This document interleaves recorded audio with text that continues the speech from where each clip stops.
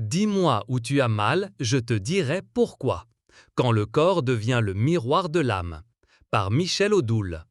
Introduction. Le corps, langage silencieux de l'âme. Nous vivons dans une époque où la communication est reine, mais paradoxalement, nous avons oublié d'écouter le langage le plus essentiel, celui de notre corps. Chaque douleur, chaque tension, chaque maladie est un message codé, un cri étouffé de l'âme qui cherche à se faire entendre. La médecine moderne, bien que performante, reste souvent sourde à cette dimension holistique. Elle traite le symptôme sans en chercher la racine, comme si réparer une fuite d'eau suffisait sans se demander pourquoi la canalisation s'est fissurée. Mon approche, inspirée de la philosophie taoïste et de la psycho-énergétique, propose de décrypter ces messages. Le corps n'est pas une machine déconnectée de l'esprit. Il est le réceptacle tangible de nos conflits intérieurs, le reflet de notre chemin de vie. En comprenant pourquoi nous avons mal ici plutôt qu'ailleurs, nous pouvons retrouver l'harmonie entre notre être profond et notre existence matérielle. Première partie, les fondements philosophiques. Le jeu de la vie, calèche, cocher et maître intérieur. Imaginez la vie comme une calèche avançant sur un chemin semé d'embûches. La calèche, c'est votre corps. Les chevaux qui la tirent, un blanc et un noir, symbolisent vos émotions. Le yang, action, masculin, et le yin, réception, féminin. Le cocher, c'est votre mental, votre conscient, qui croit contrôler la trajectoire. Mais dans l'ombre, un passager invisible guide secrètement l'itinéraire. Le maître intérieur, votre âme ou Chen, selon la tradition taoïste. Si le cocher néglige les signaux du maître, fatigue, stress, peur, la calèche dérape. Les nids de poules, conflits non résolus, les ornières, schémas répétitifs, et les fossés, limites transgressées, deviennent alors des accidents, des maladies, des blocages. La maladie n'est pas une fatalité, mais un ultime signal d'alarme. Écoute-moi, sinon je te paralyse. Ciel antérieur et ciel postérieur, le scénario karmique. Avant la naissance, le ciel antérieur représente le plan spirituel où l'âme choisit ses défis d'incarnation, ce que Paulo Coelho nomme la légende personnelle. Le ciel postérieur, lui, correspond à la vie terrestre, où nous expérimentons ses choix à travers notre corps et nos relations. Prenons un exemple. Un enfant naît avec une malformation à l'oreille droite. En symbolique taoïste, la droite, yin, renvoie à la mère. Cette malformation pourrait indiquer un conflit karmique lié à la figure maternelle, une leçon à intégrer sur l'écoute ou la dépendance. Plus tard, si cet enfant développe une otite à la même oreille, le message se précise. Tu refuses d'entendre ce que ta mère ou ton féminin intérieur t'enseigne. Conscient versus non conscient, le dialogue des énergies. Le conscient, c'est le cocher, rationnel, pressé, souvent sourd au murmure de l'âme. Le non-conscient, c'est le maître intérieur, détenteur de la mémoire holographique, celle qui sait pourquoi votre genou gauche se bloque quand vous croisez votre patron. Lorsque vous ignorez une intuition, message du non-conscient, l'énergie bloquée se densifie. D'abord en tension psychique, stress, puis en symptômes physiques, migraine, enfin en maladie chronique, ulcère. La guérison passe par la remontée de cette énergie, accepter la douleur, décoder son sens, libérer le blocage. Deuxième partie, l'énergétique taoïste, clé de lecture du corps. Yin et Yang, la danse des opposés complémentaires. Le yin, féminin, profondeur, réceptivité, et le yang, masculin, surface, action, structure toute existence. Dans le corps, le haut est yang, ciel, le bas, yin, terre. La droite incarne le yin, mère, la gauche, le yang, père. Une douleur au genou gauche signalera donc un conflit avec une figure masculine ou une difficulté à avancer, yang, dans une relation.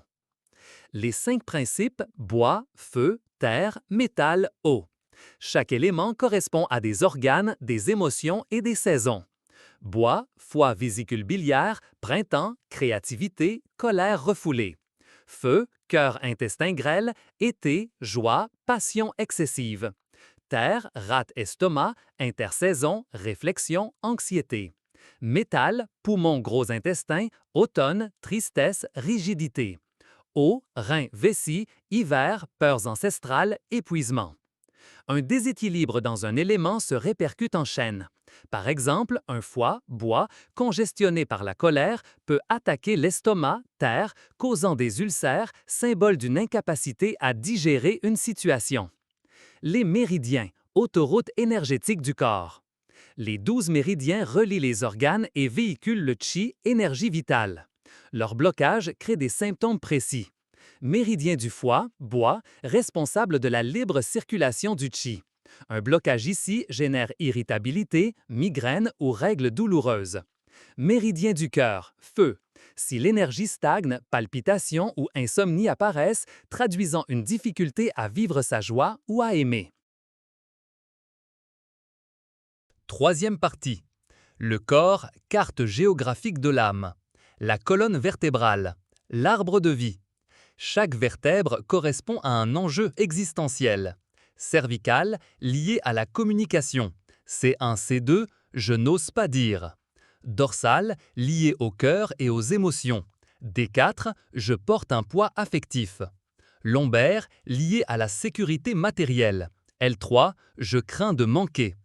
Une hernie discale en L5-S1, sacrum, évoque souvent une peur ancestrale de l'effondrement. Perte d'emploi, divorce, comme si le bassin, symbole de stabilité, refusait de soutenir le corps face au changement. Les membres inférieurs, aller vers l'autre ou fuir. Hanche, articulation mère liée à la fluidité relationnelle.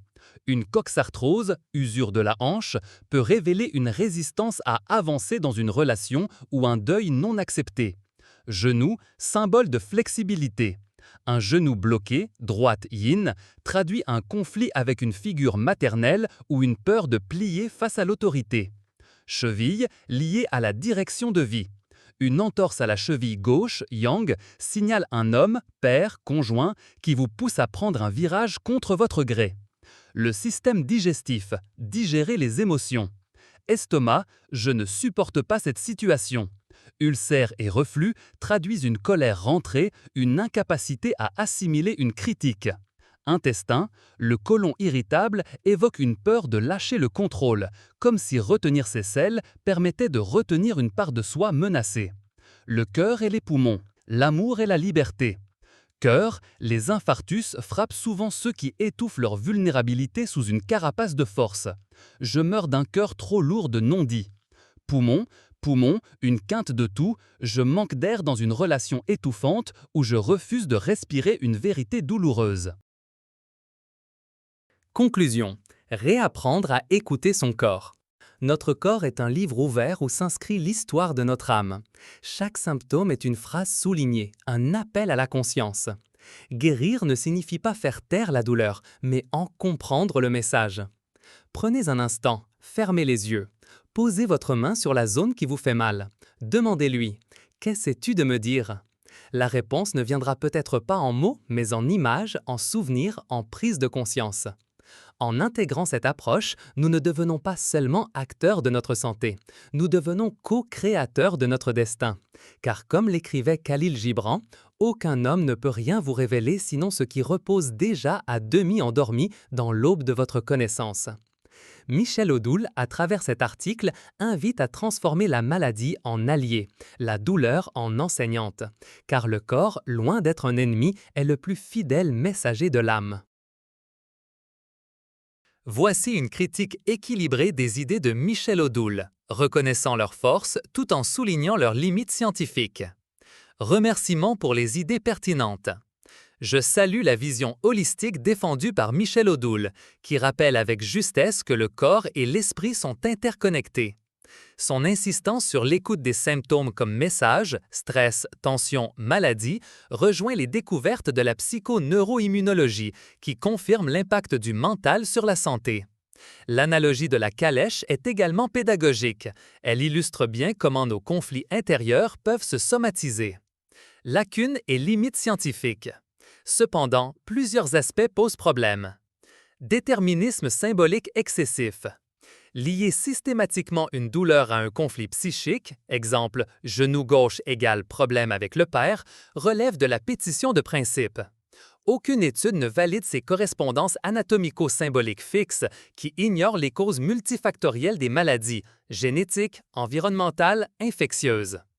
Confusion entre corrélation et causalité. Associer une otite droite à un refus d'écouter sa mère, page 15, confond causalité psychique et coïncidence. L'origine bactérienne ou virale des otites est médicalement établie, sans lien avec des conflits maternels. Risque de culpabilisation. Présenter la maladie comme un message karmique, page 13, ou un choix de l'âme peut induire une culpabilité toxique chez les patients. Si j'ai un cancer, c'est que je n'ai pas compris ma leçon. Absence de validation empirique. Les concepts de ciel antérieur ou d'énergie ancestrale, page 44-45, relèvent de croyances métaphysiques, non de modèles scientifiques testables. La circulation du Qi dans les méridiens n'a jamais été objectivée malgré des études d'imagerie médicale poussées. Détournement des médecines traditionnelles. La MTC et le taoïsme sont complexifiés en un système binaire, yin-yang, mère-père, qui en réduit la richesse. La vraie MTC intègre des diagnostics différentiels bien plus nuancés. Conclusion. Si le livre offre une métaphore stimulante pour repenser sa santé, il bascule dans le dogmatisme symbolique en imposant des grilles de lecture immuables. Or, la science montre que le sens donné à la maladie est subjectif, culturel, personnel, non une clé universelle. Privilégions une approche intégrative. Écoutez le corps avec la médecine, pas contre elle. Sources pour approfondir. Études critiques sur la psychosomatique, F. Keefe, Pain Journal. Méta-analyse sur l'acupuncture, JAMA 2022. Risque des approches culpabilisantes, F. Bourdiol, La pensée du corps.